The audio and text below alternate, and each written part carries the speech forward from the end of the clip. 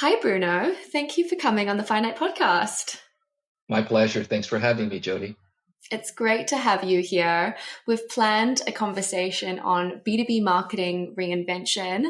I know that 8x8, your current company, is going through a lot of reinvention right now. And I know that appointing you as CMO was a big part of that reinvention process. So I can't wait to hear more about the story and more about your approach to marketing leadership. You bet. So, cool. Let's get started. I was thinking we can't really talk about reinvention without knowing where we're reinventing from. So why don't you give us a bit of background on the history of 8x8? I know it's a big established tech company. More about that.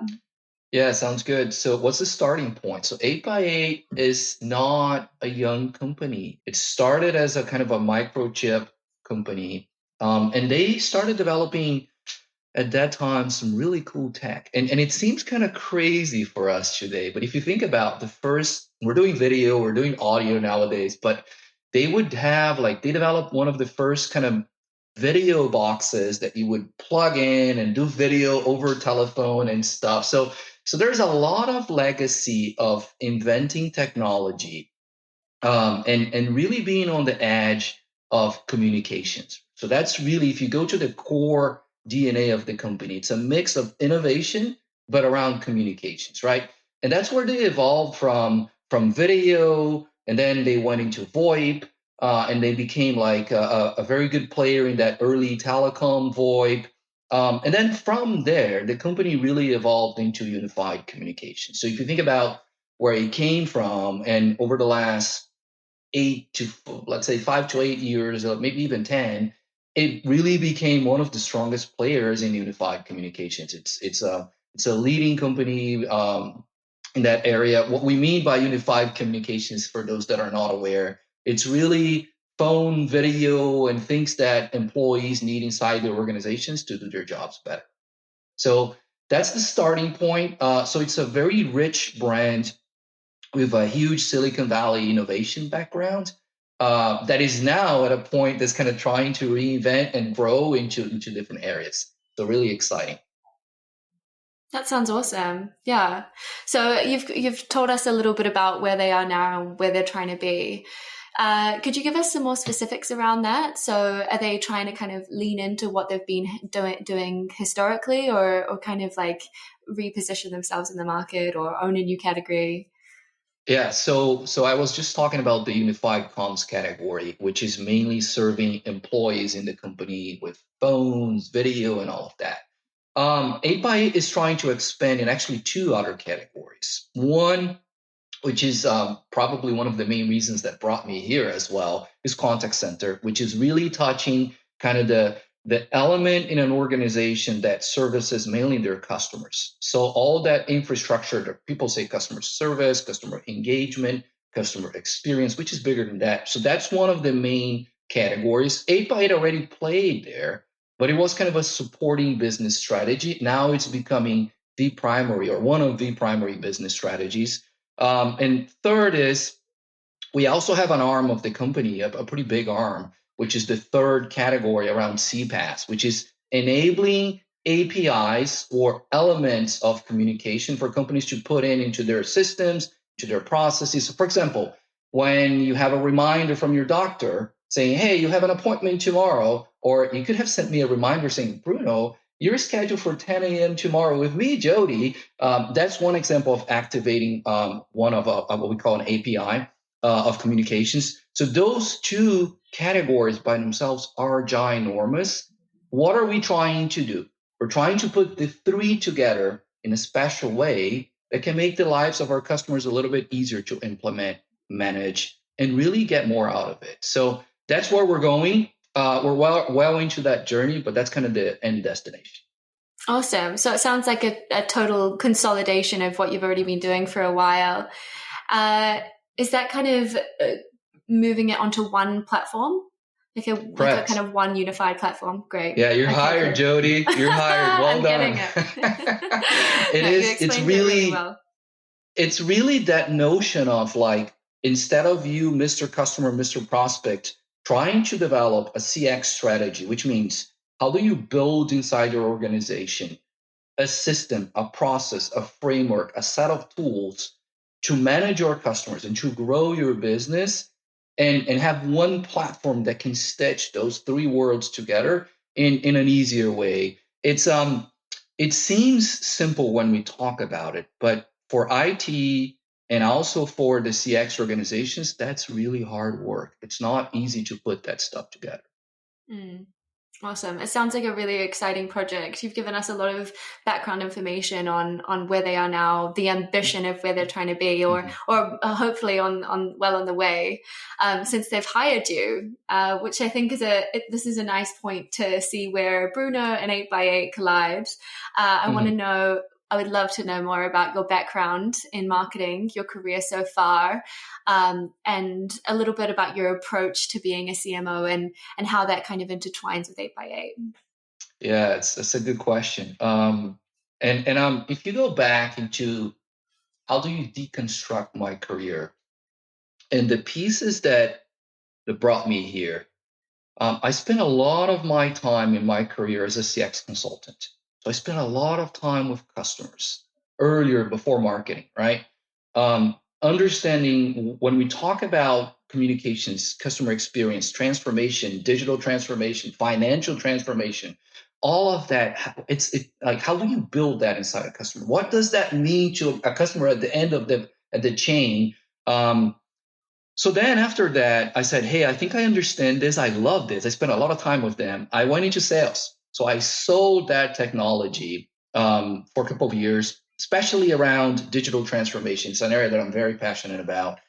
And then one day I'm like, well, what I really, the area that in my career that really brought me that energy was marketing. And the reason why I was very successful in sales is because I was always very close to marketing. So I was being a marketer without being inside marketing, to be very honest. And then when the opportunity to start in marketing appeared, it was really a good fit. And it allowed me to put all of those different pieces that I loved together. And I never looked back. And, it's been a long time, a lot of white hair and white beard on that. But that's what brought me into marketing. And if you think about my approach, because I spend a lot of time with the customers, which is real life of their challenges, it's very natural for me to bring that and to look at that and to connect with that. And I also love the stories. I love the element of connecting with them, and I think what I try to bring to marketing, first of all, is that energy. I am very high energy. I love what I do. I'm excited I choose to be here and now. There's an element of joy and intention that is just the way I'm built. And also there's an element of putting marketing with the right storytelling to help the company grow. At the end of the day, I'm a growth marketer. I love that. I like positioning the company, but bringing that story through it just gets the best energy out of me. So long story short, there's a lot of different pieces, but I think if I had to deconstruct me or dissect me, those are some of the pieces that I would highlight. Yeah, it sounds awesome. I would love to dive into those a bit more, particularly the culture. I think that's not really something that we talk about a lot on the podcast. We, like you say, we're very growth focused. It's very kind of digital, it's channels, it's specific tactics and strategies. But I think Mm-hmm. culture goes amiss a lot. What kind of culture have you met at 8x8, and how are you kind of transforming that to be a little bit more Bruno? Yeah. So I think just to kind of echo, I think what you guys cover on the channel, which are the fundamentals of really good marketing, they are extremely Ah, important, right? So yes. so cheers to that. I'm not saying I love that, and I think that's really important because you got to operate well. When you go back to the culture, the first thing that I found is there's a wealth of really creative and solid people in the company. Like when you look at the caliber and the talents that's available there, I'm like, wow, like this is really cool. Because sometimes you go into a place like, yeah, this is here and there. Lots of really cool people and people that like have done stuff just like, oh, that's really cool.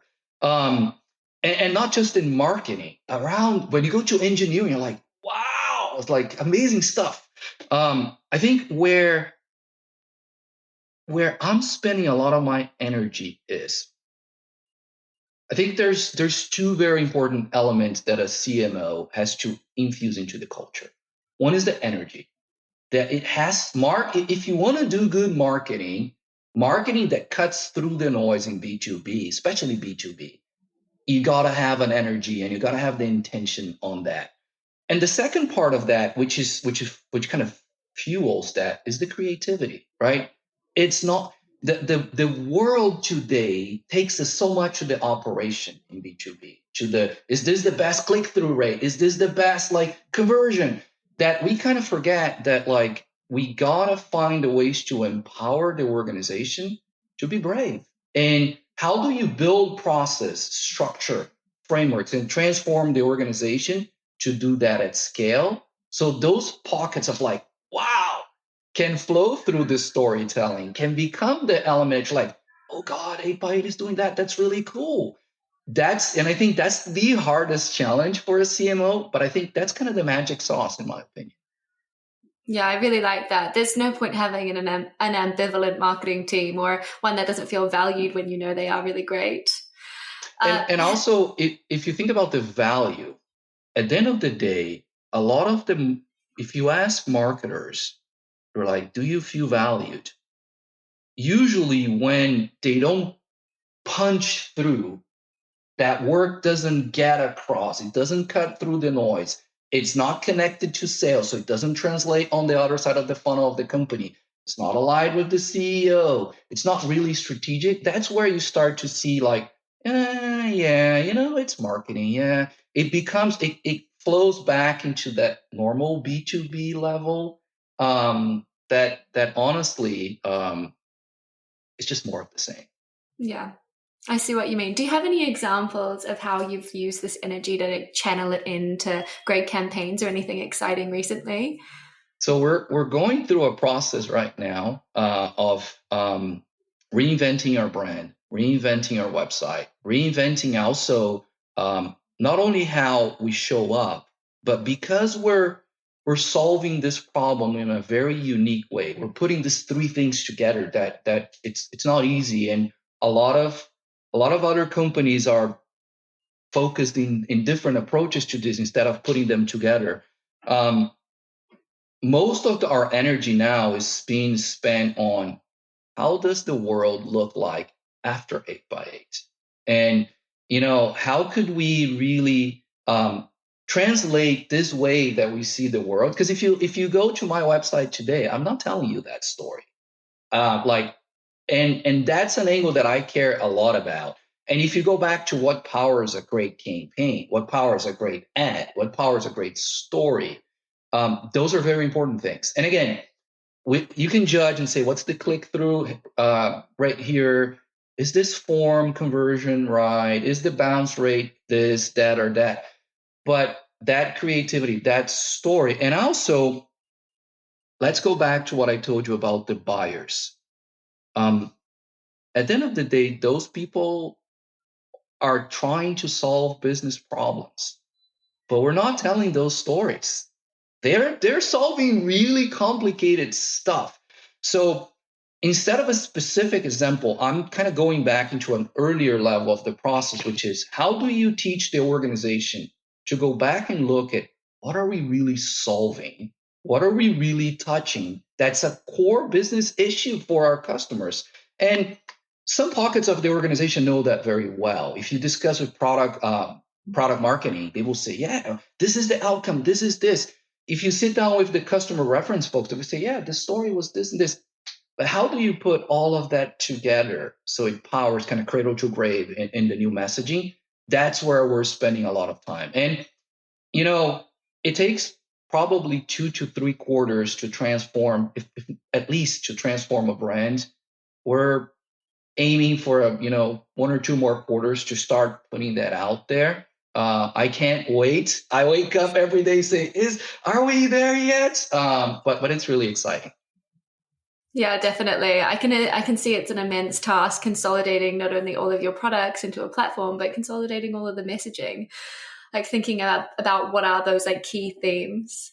But I have to highlight that question that you ask your team and your brand, and I think any marketer in tech with complex, innovative products can ask is what does the world look like after this brand? You know, what is the far in the future North Star world that we are reaching for? I love that so much.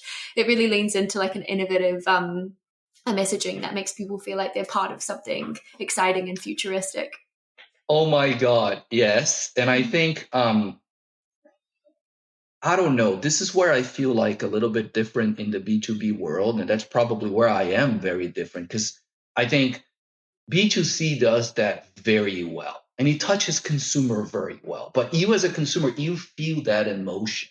When you go back to B2B, and I'm not comparing the worlds. I love B2B. I grew up in B2B, et cetera. But I think casting a little bit of that energy and that strong why is very important. And you can even go to a lot of the big giant players in this space. Some do that, but it's not easy in B2B.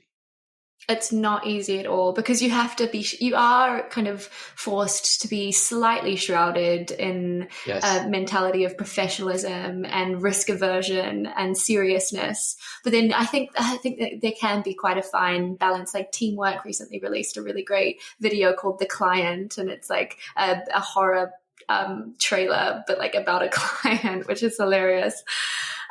So yeah, I think we are getting there though. I think we are trying to push ourselves and be a little bit more creative. And I think that also comes with like an aging population, like a regeneration of marketers and marketing managers and leaders and execs making those decisions. And I also think it is in B2C, creativity is a currency. In B2B, it kind of is not, right? So I think, but there's a lot of goodness and there's a lot of phenomenal examples out there. I just think it has to be a strategic priority.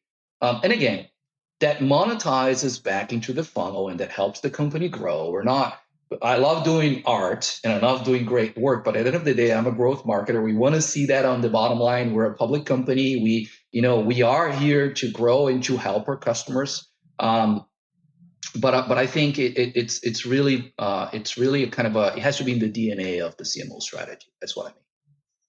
Cool.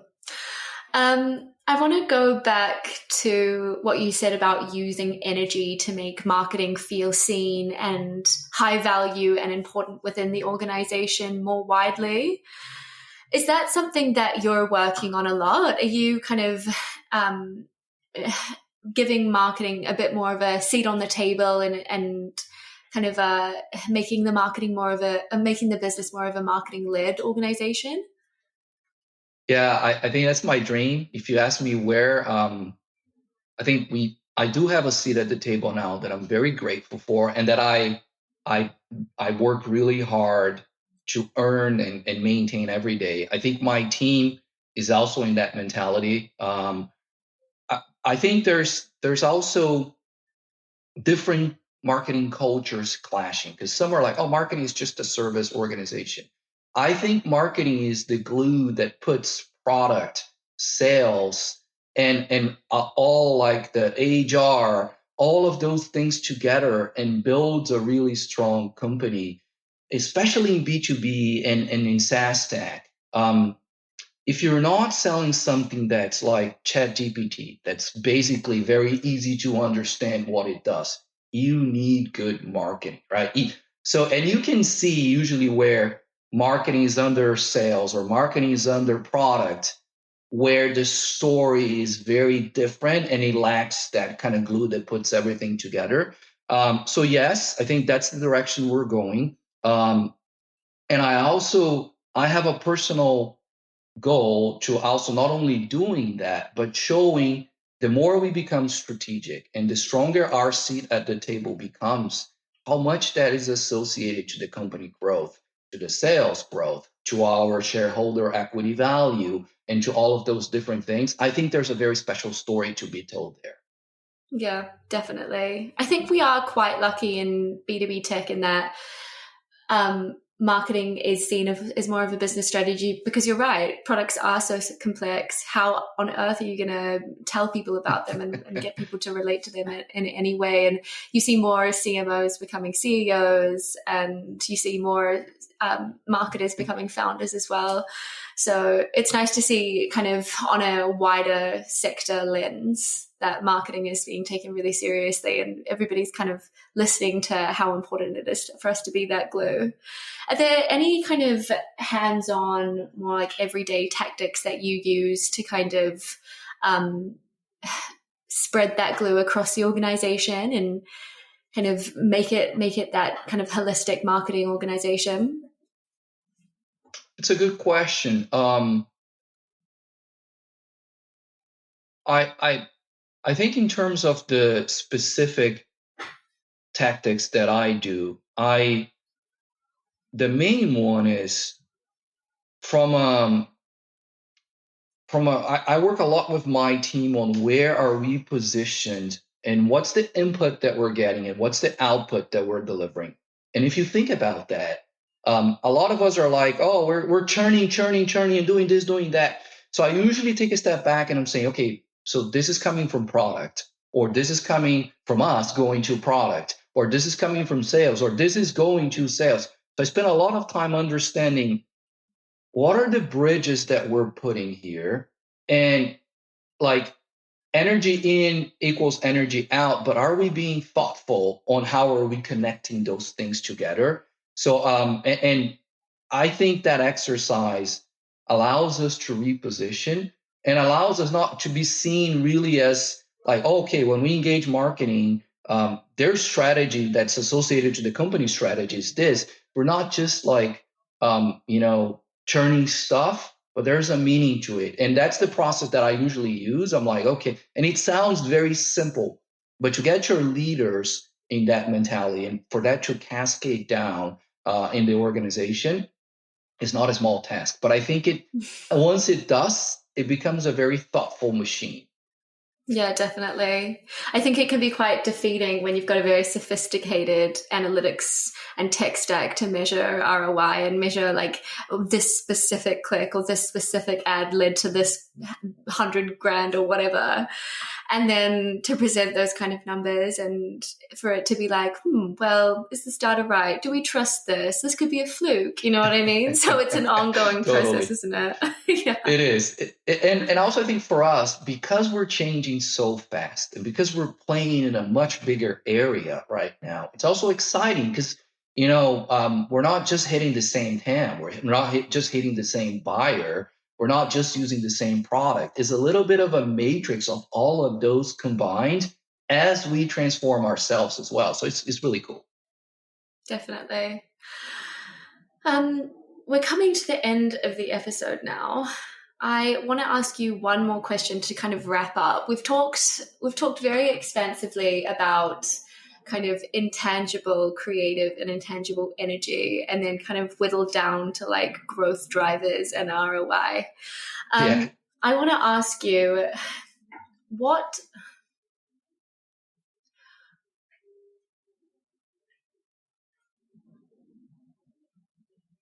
is the main advice? What is a key piece of advice you would give to our listeners when they are facing this huge project of reinvention that you're like what you're facing at 8x8, when they're first starting on their journey? What's the first thing they need to think about? I always go back to the buyer.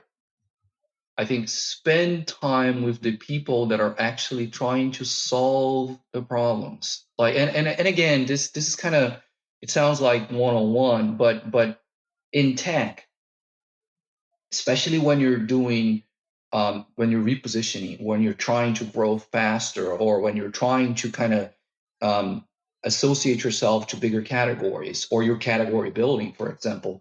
I think sometimes the buyer becomes the end of a chain stream of stuff, and it can be shocking to see sometimes things that were like, oh, we iterate 20 times at this. They're like, what? This is this. Like, this is this little thing.